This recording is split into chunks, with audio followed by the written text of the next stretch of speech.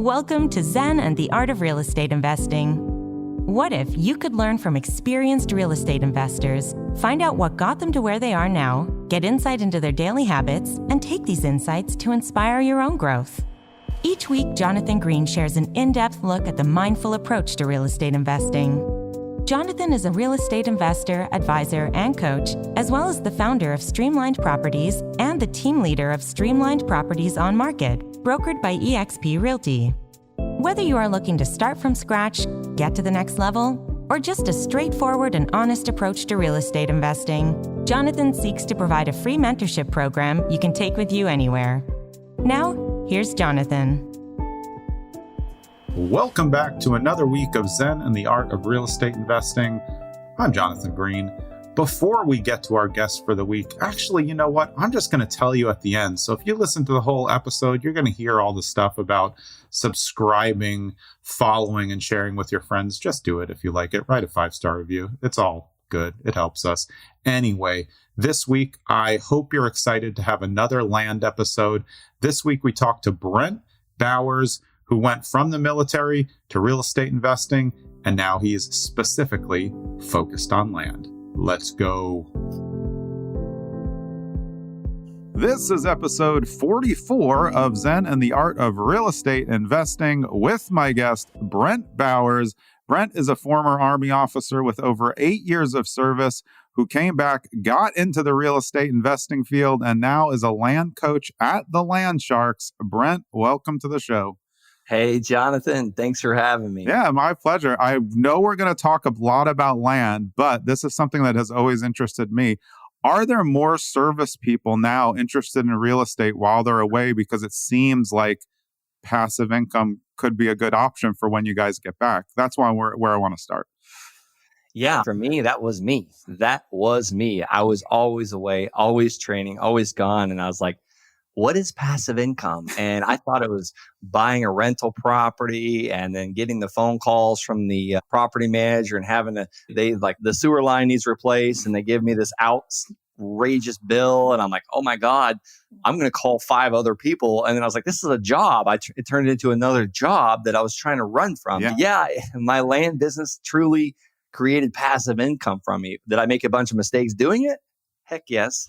Yeah, but do you think it's something that, like, for people in the service now, it's attractive because when you come back, you can have a business that's already running, but I think it's probably harder than people think. How did it go for you? Because I know you were thinking the same things, but like you said, it's a real job and it can't really be done, especially while you're deployed and doing a million other things. Yeah, it was hard. And that's why I started. I actually, God bless, podcast. I was preparing for combat deployment number 3. And what a lot of people don't know that are in the military, people know this, but they hear, okay, you're away, you're deployed for 9 months, a year. But here's the thing, you've got to train up for that deployment. So you're also gone about the year prior to deploying. So you're in the field, you're away from your family. So you're really away from your family for a year and a half minimum. Yeah. So I was like, okay, how can I figure out a way to get this started? Because I was so tired of being gone. Like my first marriage failed because I was gone for almost the first 4-year enlistment. I was gone almost 3 years of that. And that I wasn't able to sustain a marriage for that. So fast forward many years later, I met another amazing woman. This time we started having kids and there was kids involved. And here I am, history repeating itself. So I was in panic mode. So yes, it was extremely hard.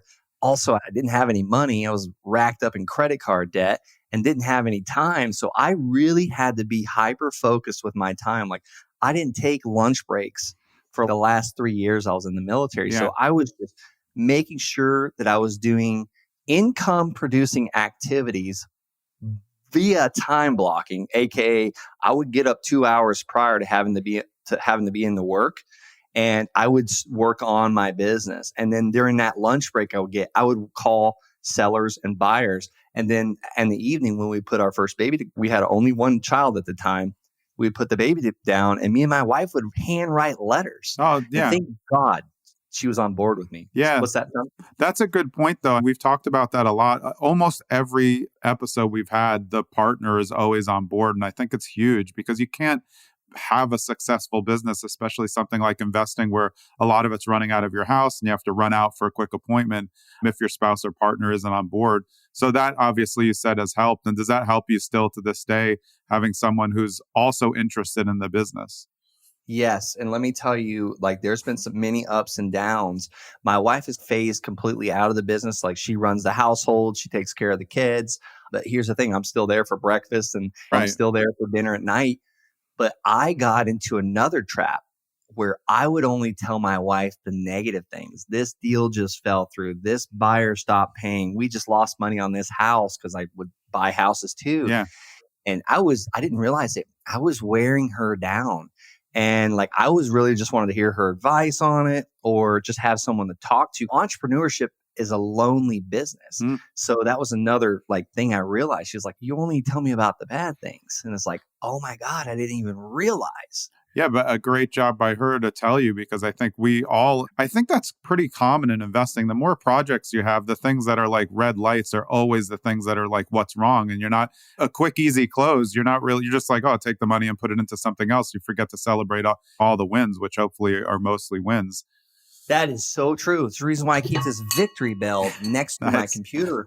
It reminds me to celebrate my wins, my students' wins. And you're right. Like, she didn't hear about all the wins. Like, we call them small wins in the Land Shark community and Wholesaling Inc. We call them small wins. A small win could be as little as, I made 2 phone calls today. Right. Tomorrow, small win could be, I got a contract yesterday.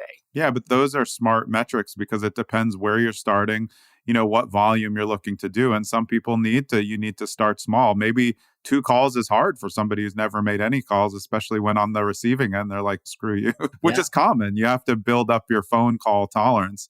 Let me get this comparison from you.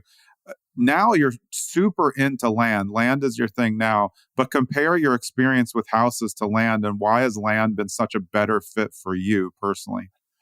Yeah, we could start with the first couple land deals, because I feel like a lot of people are just trying to get started. Like, tell me how to do my first deal. Yeah. To compare that, I had bought a rental property in 2007 and I put a tenant in it, and I was never, ever profitable on this property. I sold it in 2019. From 2007 to 2019, I pretty much just put money into it. I had a couple evictions, and I bought this house for $125,000 as a 21-year-old kid.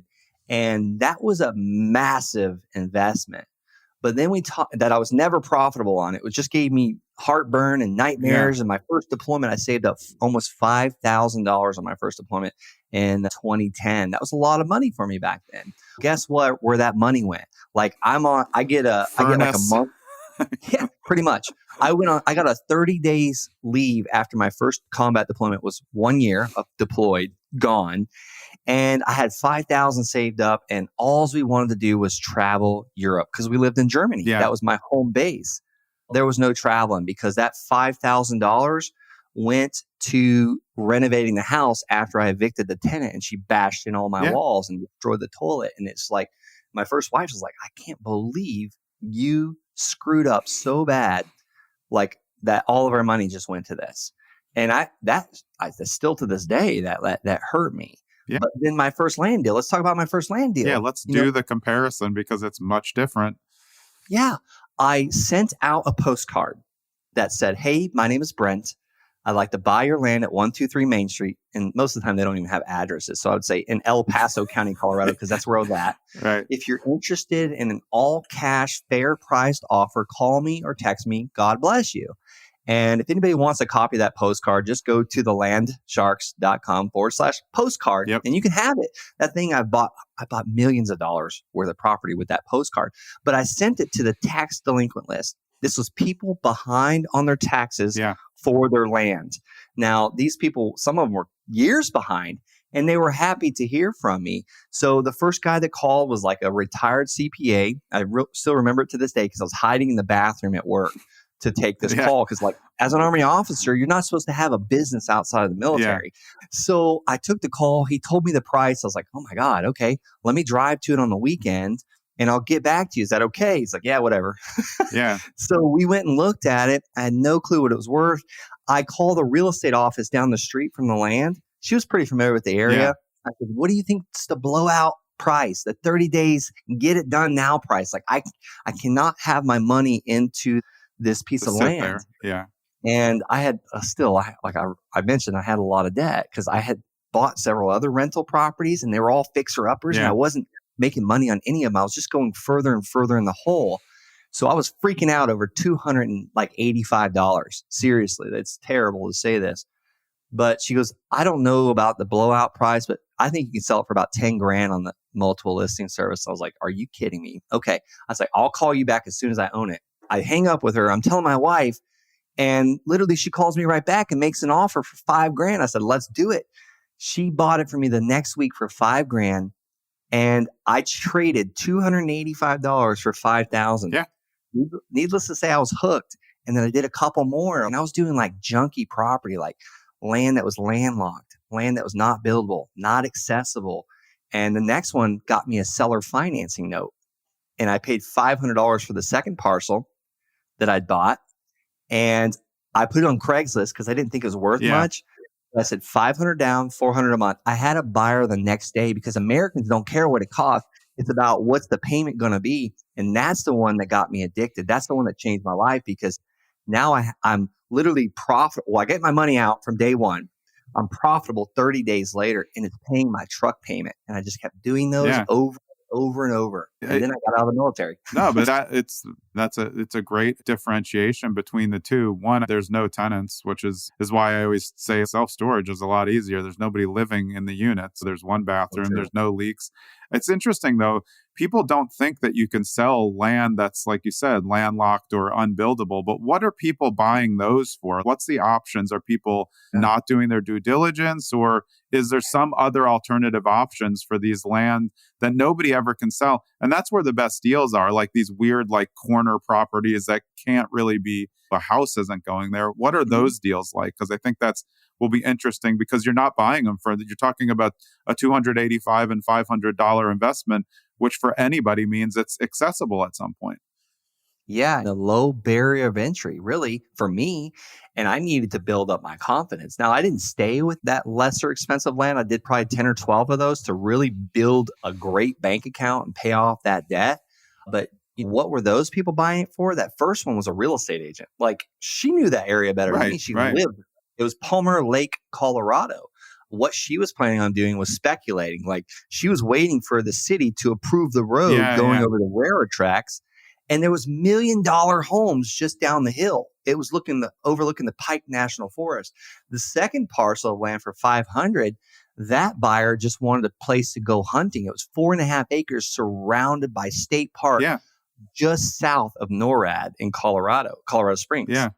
And then it's like, it just kept moving. Like, I did many more that was not big enough to build on that lot, like a concrete company. Like, he just needed a place to park his trucks. Yeah, and that's interesting though, because there's such high value for other people, and your scale, if you can get in at the right spot, it's so helpful because the landowners are just like, it's just some tiny parcel that they're never going to think about. They don't even pay the taxes because it's annoying and they're like 25 cents, but then after time, they're like, maybe somebody just give me something for this and then I don't have to worry about it later. You're so right. You're so right. And that's exactly it. Yeah. But what I like about these deals that you're talking about is you're creating win-wins, which is the best thing about real estate investing. You're making a little, but that next person has the opportunity to make more also. Just like you said, the real estate agent who's speculating, she knows the area better and she can wait 5-10 years for $5,000. It's no big deal for her. But for you, you just made $4,700 by just being in the right spot. And then maybe later she builds a home, sells $1 million, she makes $600,000. And I think bad investors would think, oh, I should have done that myself. It's no, we're all participating in this way to get somebody more money down the line. But you did fine on that. That's a great return.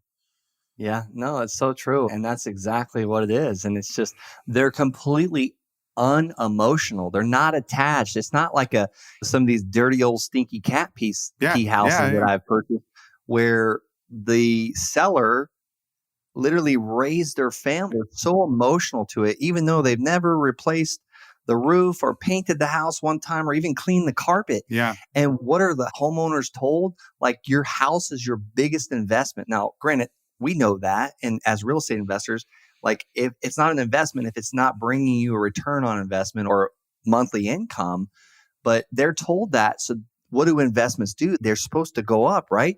So they think that they need to get a lot more for their house, even though it's like a tear down sometimes. Yeah. Land, they don't think that way. They're either out of the state or they're behind on their taxes or they inherited it. Sometimes they live in the same city and they still don't care about it. They never step foot on it. Yeah, that's a fantastic point. I'm unemotional, so real estate to me has always been unemotional. I can just trade a house and I'll just get another one, just make my kids' rooms better in the next one. But I think there's a big difference between that. Like you were saying, that cat pee house still has memories and that person still doesn't see it like a cat pee house. And then everyone who's coming in to buy it is basically telling them, hey, you have a trash house. I want to offer you a little. And that makes them feel bad. Whereas land, nobody could care. Nobody cares. Oh, it's just some plot in the back that I got at an auction when I was 25. Like they don't care. They're just looking for someone to help them unload it so they don't have to give it to their heirs for them to figure out what to do with it. Yeah. Yeah. So what that's so true. did that really open your eyes getting into land and saying, did that help you just pitch all the things with houses? Like, I just don't want to deal with people on that scale anymore, tenants and things breaking. Yeah. Yeah. I'll tell you, I had a couple small wins with houses as well. So for a while there, I was trying to do parallel where I kept still buying the houses or I was really wholesaling, like assigning my contract. And then I wanted to feed my ego. So I started buying them and then renovating them and flipping them while doing the land. And we just started looking at the side-by-side comparisons. Okay, it goes back to the pea pods, the 80-20 rule. Yeah. 80% of your income comes from 20% of what you're doing. And I looked and I was like, man, we're barely spending any time on this land.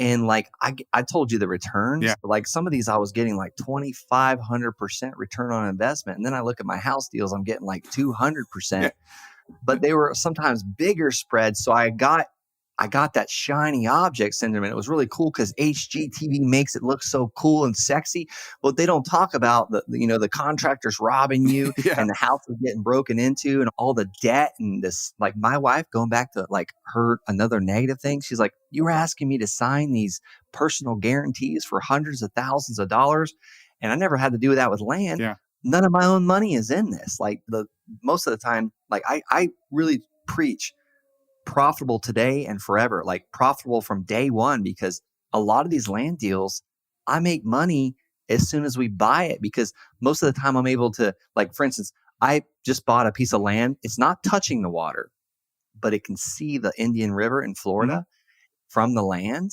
And that seller is giving me 6 months to find my buyer.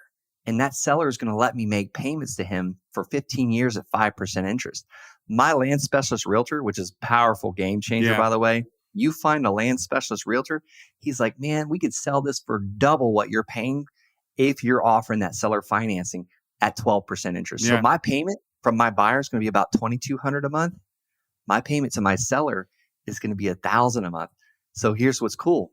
I'm going to give my buyer a 30-year mortgage and my seller's giving me a 15-year mortgage. So when I pay that thing off, like it's going to be pure crazy money. 600,000 net profit on just that one deal. Yeah.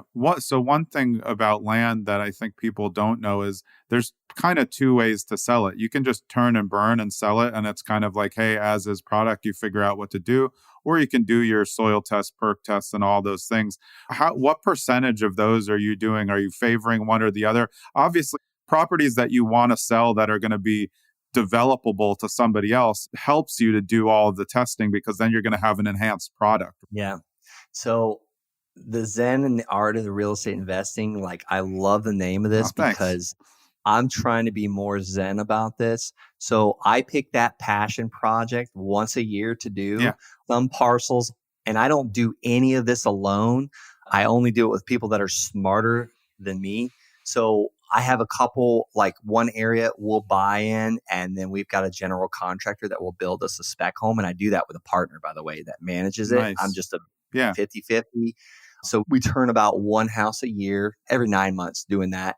And we usually split about 90 grand worth of profit. And solid. It takes maybe an hour and a half of my time. And what the lion's share of time is me and the accountant going through and making sure we didn't forget any expenses. The other project, like we bought 4 acres. Actually, no, it's 3 acres on Academy Highway in Colorado Springs. Academy Boulevard, actually, is what Mhm. it's called. And it's a 4-lane highway next to a golf course. And we were just approved to build 60 apartments. We should make about 88,000 profit on each one of those Yep. apartments. So I don't do too many of those. I'm really kind of on the passive income game, because those ones, like those apartments, like I have a call today and it's probably going to be 30 minutes. And like, I'm just thinking to myself, okay, time versus Yeah, more reward. work, Like more we're work, going, higher reward though, so it makes sense. But so a lot of your deals are quicker turn and burn type deals, yes, just quick trades, and that's good because you don't have to like represent something that not. You're like, look, I bought it direct from the seller here. I can put it on the MLS, and I think it's yep, interesting to note. You were saying before, like a land specialist as a realtor is so important. I always say this as an investor and an agent with a big team of 34 agents, like. Most agents don't know anything about investing. So if you think your regular real estate agent down the block is going to know something about land by itself, they don't. And land yeah. specialists can get you so much more money because they know the land buyers, they know all the regulations of what can be built and where, and they'll be your eyes and ears to sell it for higher profit. And just so people know how to find those, like the best way that I'm finding them is you can go on Redfin or Zillow. And this is also how I find the areas I want to Yeah. invest in. You pick your city, you put it in Redfin or Zillow, and you go now to filters, all filters. You click that, and you want to look at the solds. And then you scroll down and you select land only, and you scroll down a little bit more, and you do the last 3 months, and then go back to where your city's at and exit that out. And then what you want to look now at is at the map. And you just zoom out. And if it's overwhelming, if you see too many red dots on Redfin, those are the solds, Yeah. or too many yellow dots on Zillow, those are the solds. Go back and only put in 1 week or maybe 30 days. All you're looking is for clusters of solds, because that's going to show you the neighborhoods. Like real estate's micro, Yeah. very For micro. sure. For sure. We're looking at the neighborhoods where the land has sold, and then you click on each one of those. This maybe takes 15 or 20 minutes. So you become a data analyst, right? So you're clicking on each one. You want to know 3 things: what it's sold for, how big it is. And this really helps if you have an Excel spreadsheet. Yeah. I did not understand how to use Excel. This is terrible that I said this as an Army officer. I would find friends. Again, find people that are smarter than you. I barely graduated high school, by the way. I don't know how I got this far, how I got the wife that's here with. I don't know how I got into it, but I do actually know. It's because I took action, and I don't always have the answers. I just have the faith that God is going to take care of me as long as I take care of other people. Yeah. But you put the price it's sold for and how big it is. Now you know the price per acre or the price per square foot. And you just keep doing that on all the solds. And you're going to know what size parcels also in demand. Half acre, half acre, half acre, 1 acre, half acre, half acre. Okay, the half acres are in demand in this neighborhood. Right. All right, now what are they selling for by the square foot or by the acre? And then the third thing, you want to scroll down a little bit more when you click on that sold and see who it was listed by and who it was bought by. Right. And if you see that Charlie Brown is the guy that keeps on listing and selling that land in that area, that's your man. That's the person that's going to say, hey, A through E Street, this has electric at the lot line. It has sewer and water. And in F Street, oh man, there's no electric. There's no water. There's no sewer. F those. Get rid of those. Yeah, because they could honestly be the same price, but somebody could buy the wrong one. If you have everything already in the street, utilities nearby, everything, you're like all set. You're 10 times ahead of the other property. Yeah. And why do we do this business? Again, Zen and the Art of Real Estate Investing. I feel like I got to talk about this with your audience. We do this for lifestyle, right? Like I did not get into land to get rich. I got into land because I was running from a problem. And that was another deployment, another time away from my family, possibly a second divorce. I'm going to be a huge failure. Like I don't want that. So I was running from a problem. And then before I realized that I got out of the military and Parkinson's law set in place, the task will expand to the time we give it. Now I have 24 hours a day to do whatever the heck I want. So what did I do? I went out and scaled and built all these systems and hired 2 acquisition managers and a disposition manager. Now I'm like babysitting all my team members, and I'm freaking out and losing money in houses and like getting gray hair in my beard. My wife's like, you're a maniac. I can't stand being around you. And I was like, oh my God, I just created another job. Exactly. And I was like doing this because of my ego. And I was like, I'm not trying to get rich. I just wanted to have a good life with my family, serve God. And like, we just descaled, fired almost everybody. My team is really small. I have one acquisition manager, one bookkeeper, and executive assistant now. I don't take phone calls at all, hardly during the day. And we just took the whole month of March off, almost the whole month, except for 1 week. I did work like crazy during that 1 week. And because I'm also like addicted to work. I got to work like men are supposed to work, right? And then we just booked our vacation at the end of June for 6 weeks in Costa Rica. I'm going to disconnect. Yeah, but and the ROI for what you're saying is so huge just on time. Not necessarily the money is going to be what it is. There's going to be big deals, small deals, but you only have to spend a couple hours to trade a deal in this. And your due diligence doesn't have to be great, especially if you're just going to turn it back out. It's just about taking a product that somebody doesn't know what to do with and then putting it on the open market. Because look, if you're just a regular person that nobody knows and you own a piece of land that's worth like a couple $100, no realtor's listing that. They're going to make 8 cents. So you have to create something else that's attractive for them to do. They're going to keep this as repetitive. Then we're going to build a buyer's list. And now we're going to know who to send it to. And to your point, those people who you do find doing the trades, those are the ones who know the people who are going to come in and buy. And that's going to make it much easier because the MLS is not like, it's a hotbed for people who think they're going to build a house and they don't realize anything about building a house or how much it costs. Yeah. And the time and all the aggravation and pain that comes with it. I mean, you get pretty good rewards. Yeah. But it takes work. There's just so much less that could go wrong on a land deal that I think that's what a lot of people are going to focus on. Like you said, we got into real estate investing, most of us, for a time feature to create a better lifestyle. The money helps create a better lifestyle, but it's also timing versus work and time with our family. And a lot of people do exactly what you do. We get caught up in it.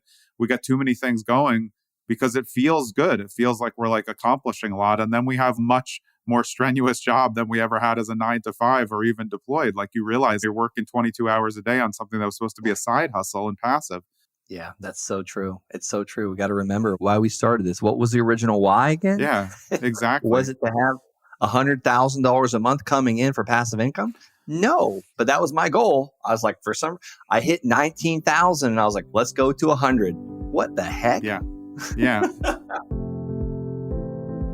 Today's episode is brought to you by Streamline Properties On Market, brokered by eXp Realty. That is actually my on-market real estate team. We have close to 50 real estate agents in 4 states, primarily in New Jersey and Pennsylvania. We work with traditional buyers and sellers and all investors, no matter what you're looking to do in real estate investing. We have you covered. You can get all the information you need at our website, which is www.streamlined.properties. Tell us a little bit about Land Sharks and what that program is like, because I think a lot of people are going to be interested in the scale of land. No, thanks for asking. So a couple of years ago, when I had a lot of time on my hands, we had all the passive income coming from the land and the team was rolling pretty good. The calls were at a minimum at that time. I realized I was going on a lot of lunch appointments and training people and teaching people how I did this and coffee like 4 times a week. And I was enjoying it, teaching people, but they weren't doing anything with it.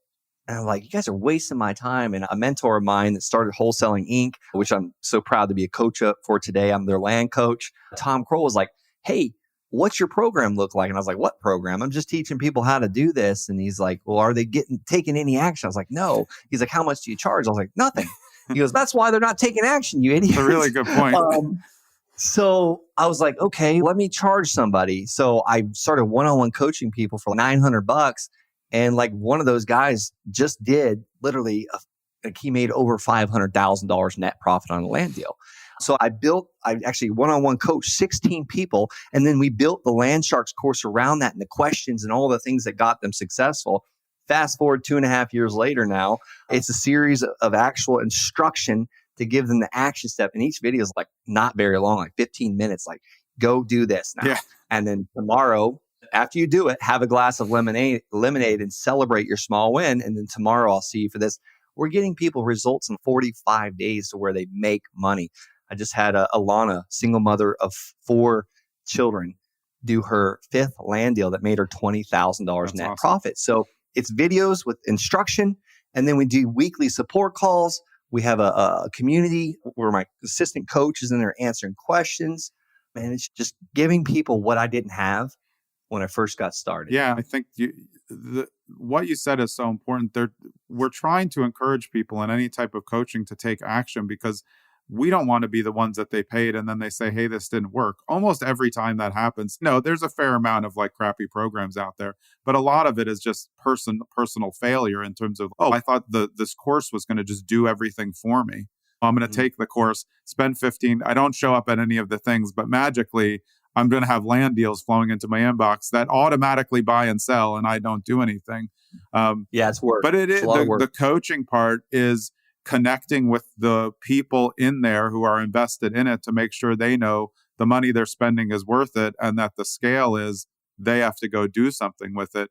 And sure, it doesn't work for everybody, but I think, like you said, when you're creating that, you want to give them the opportunity to do it and try to push them to actually get out there, because like we've been saying with land, there's just way less hurdles. So it's something maybe more accessible to many instead of nobody who's brand new should flip a house right now. It's a disaster. It's a terrible idea. Don't do it.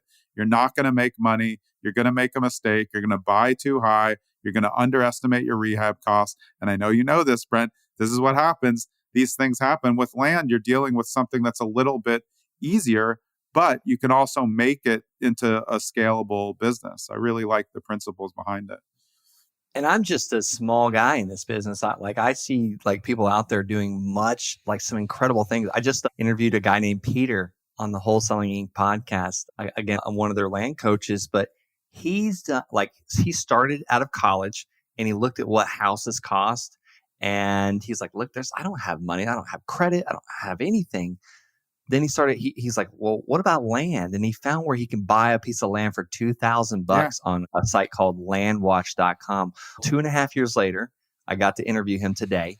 In 2.5 years, Peter has done 1,500 land deals, and he's got $26,000 a month in payments coming in. And most of his land deals, he's buying for $700 a piece. And that's also a good point, because those are like, you don't have to hit a win on everyone. Like some, maybe it just becomes swampland. Okay, so you lost $700, but if you take that one next door that you bought $700 and it turns into $25,000, if you get a couple of those, who cares about the ones that you miss? You can miss a few there. And what's awesome is Peter's not even buying these. Most of them, when he first started, he negotiated a deal where this owner had 40 parcels of land and he paid him $600 a month for all 40 of them. So in essence, he was doing positive arbitrage. He was paying that person almost $10 a month for that land. $10 a month. Yeah. And he was charging his buyer $40 a month. And he was finding the buyers on like Land Watch and Land Century, like the places. And then he started finding them on TikTok. Land buyers on TikTok.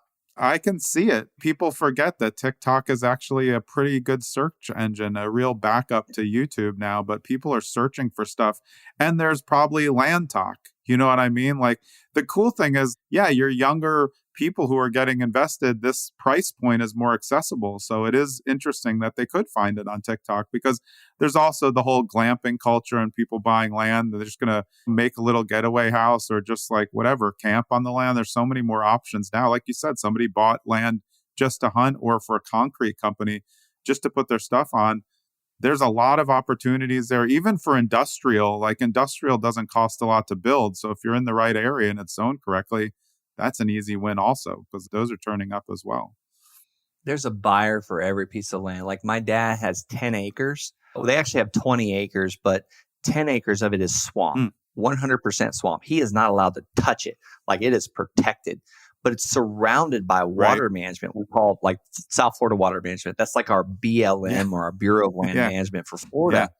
He rents it out for $6,000 a year for a gentleman that comes out like a few times a year and goes deer hunting.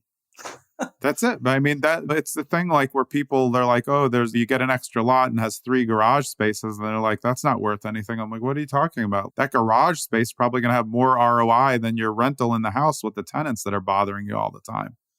So true. And they don't have to access your house. You just give them a code. It's powerful. Like, I heard you mention self-storage. I am I'm interested in taking some of my land Yeah, money for sure. and partnering with someone on that, because guess what? Here's a negative thing about land. Like, you make so much stinking money in this land business, but here I don't have anything to depreciate. I don't have Right. anything to Great point. cost segregate. Like, my CPA is like freaking out. You need to buy Put something buildings with on this it. Yeah. money. That's a Yeah. good point. So self-storage is a nice kind of step up into the world of buildings because, again, there's no tenants, and your access. So I do think it's hard to do, but it's also a great build for land if it's in the right area, because self-storage is really scaling in terms of people downsizing. They need more space for the junk that they're never going to use anyway, but they want to store the mementos that none of us want to give away. That's what it's there for. And yeah, it's another good option. But that's why it's good to, like, if you look at your background in investing, like, you went through the houses, you went through the wholesaling, you figured out what you really like, and here you are at land, but you're still thinking about, hey, what other options am I, and how can I match it with land to get some depreciation? I think it's smart. Yeah, I'm telling you, it only takes one tax bill to get to start reading all the I tax just paid books one. and how not to pay the government so much money, because it's like, and that's further down the road. A lot of people are just trying to do their first deal or get that monthly income, like my dad making $500 a month renting out his land. It starts there with that first $400 or that first $5,000 deal, and then you pay that tax bill. A lot of people don't think about, keep about 30% of that or 32% of that aside. Because you're going to pay Uncle Sam. Yeah. And just for the listeners, we had a tax specialist on 2 episodes ago, on episode 42, Tom Wheelwright, who is an advisor to Kiyosaki. That's a great episode. Obviously, when this comes out, that one will have already come out. But as Brent and I are on right now, it hasn't come out yet. So it's fun to see what's coming. But I think this is what's so interesting. Like, you're our second land interview, but there's so many other things going on. We have note investing, we have tax specialists. And this is why investing is so interesting. I think there's scale and opportunities to move amongst each other and figure out. A lot of people do syndications, but I like what your journey's done, because you found something that is more helpful to you living the life that you want with your family, which is why a lot of us, again, got into it. How can we free up more time, make this a family endeavor, and then eventually teach our kids, how we do this all? Yeah. Yeah. It's definitely, I can't believe it. Like, I'm so blessed and honored to be on the Zen and the Art of Real Estate Investing podcast. I can't even believe a couple years ago, no one, I had nothing to talk about. I was just, the only thing I had to talk about was, I can't wait to get off and go see my family, or I can't wait to get off of this field training exercise and go do something. But now it's like, I can't wait to go start surf camp in Costa Rica for 6 weeks. Yeah. So I'm going to just run through your pre-questionnaire here. I want to hit a couple things with you, because I think I like the way that you think. And your best book of influence was 4-Hour Workweek by Tim Ferriss. And Tim Ferriss is definitely one of my favorite podcasts that I personally listen to. What did you get from that? And at what time in your career did you read it that it helped you get to where you are now? Yeah, it was when I was working 13 hours a day for the military, trying to figure out, oh my gosh, I have no more time left in my day because I need to sleep. I have a newborn baby, a wife I want to see. And how do I get my real estate business off the ground? Just him talking about earning US dollars, compensating on rupees and spending whatever dinero or what, I don't know, just how he broke it down. It was basically, he was using people all over the world that had just unbelievable talent to do things at a fraction of the price that Americans can do it. Now, granted, I still work with Americans, but I paid my virtual assistant in the Philippines it's called Upwork now. I forget what it was called back then when I hired her, but I still work with her today. Yeah. She's the richest person in her village, by the way. I didn't realize I was paying her too much, but it doesn't matter. She made me a fortune, but she's the one that scrubbed my first list, that tax delinquent list I mentioned that I was mailing. It came through as a faxed version of schedule numbers, which were assessor parcel numbers. And we had to put them into the property appraiser's website or the assessor's website to figure out who owned it, if it was a mobile home or a single. That's what I learned from Tim Ferriss. The ability to have someone else help me, because I was doing my Army job, making whatever, $15 an hour. So paying her $5 an hour, I was able to cover it. Yeah. I think people forget that one of the things that I like about VAs the most, just not because of the pay scale, but we have lots of VAs that work for us. But if you work with them, the time frames are different. So a lot of times if you're in Eastern Standard Time, you're working with someone either Philippines or somewhere overseas. When you have the 12-hour difference, it's like the perfect because you can set a bunch of tasks and then while you're sleeping, all your tasks get done and you wake up to all the tasks done and then you start again. And you're in a rhythm with your VA where the things are working on different time frames. Depending for calling, they have to be up at different times. But if it's all like administrative, they can do a lot of it while you sleep. And like you said, that's the principle of 4-hour work week. How can work be done while you're sleeping?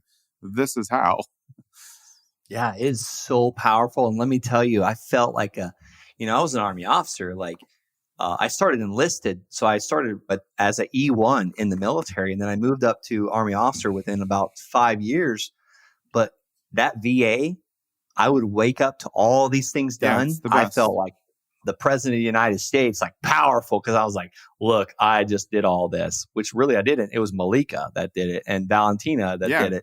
So I was using leverage, the power of leverage. Yeah, absolutely.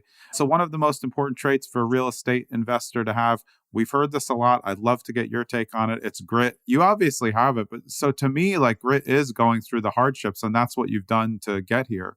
What does grit mean to you in terms of the investing game? Yeah, it's just making those calls until I get the yes. Like I get to interview so many of my successful students on the Wholesaling Inc. podcast, and all I hear from them is grit. Like one guy only had to make like 18 phone calls, but I was like, how many would you have done? He said, I had no number. I was going to do it until I got it to work. There's a reason why I have a rhinoceros on the wall behind me for my wallpaper. That's real. Like we call it the Rhino tribe because rhinoceros, they have 3-inch thick skin and they're always charging and they're taking the torpedoes. The torpedoes are the nose.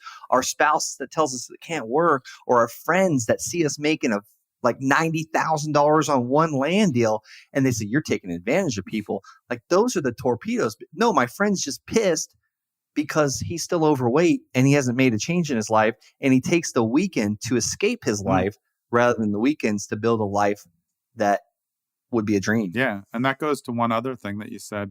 Where is it? Yeah. Too much info, not enough action.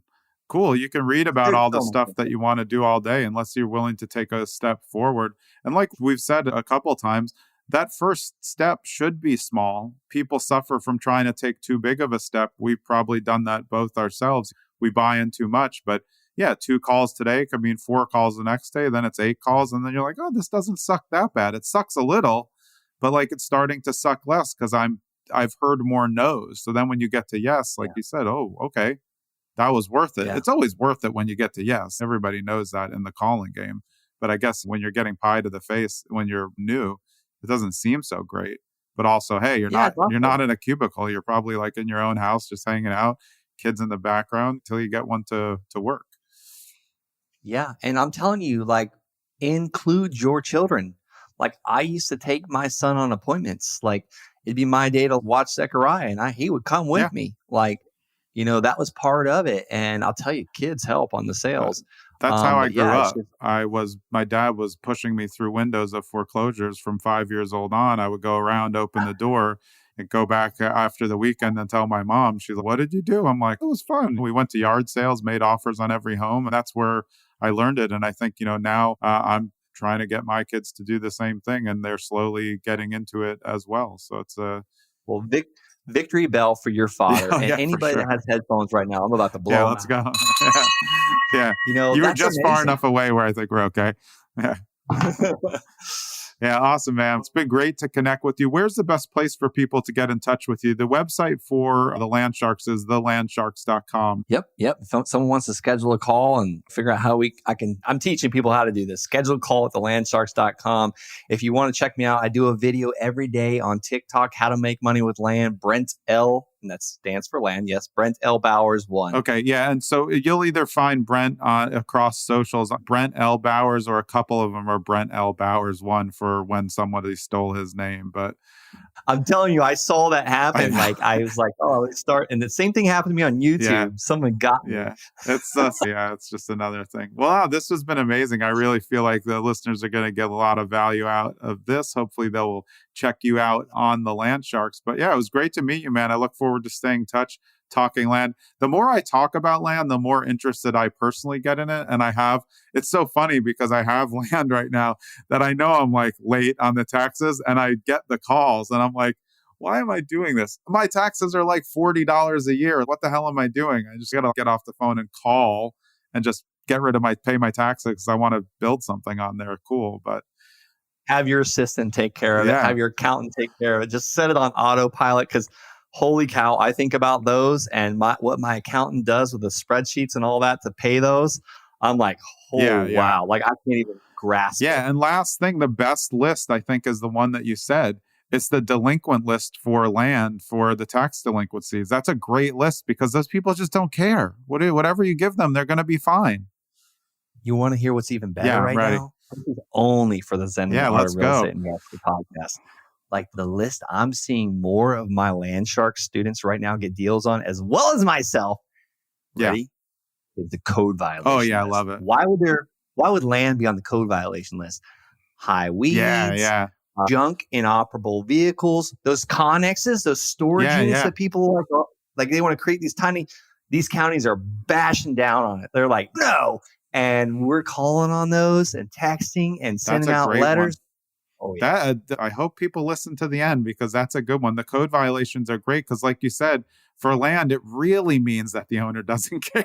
Because you barely have to do anything. Just mow the grass like once every 6 months. You're probably fine. We got a buyer that's actually 2 of our properties in Pennsylvania right now. And I did not go to Pennsylvania. Like these land deals came to me. We got 2 of our properties on the code violation list, and they're actually sold and they're paying us payments. One of them moved. There's like a dilapidated shack. The guy moved in. They're like, Mr. Bowers, you can't have people living. I was like, I didn't tell him he could live there. And another one, they moved one of those containers on it. And they're like, sending me like, you're going to get fined. And I'm telling the buyer, you're going to get fined. And if you don't get this off, I'm going to cancel your contract. And they get it. But we had 2 parcels go on the code violation. And I'm a professional. Yeah, you got a lot of them. So at some point, you can't keep up with all of them or what people are doing while they're supposed to be doing something else. Awesome, man. It was great to talk to you. Great to meet you. And I hope people give you a visit. I'm glad that we connected. Thanks, Jonathan. God bless, man. I appreciate you coming on the show. I'm Jonathan Green. This was episode 44 of Zen and the Art of Real Estate Investing with my guest, Brent Bowers. We'll see you next week.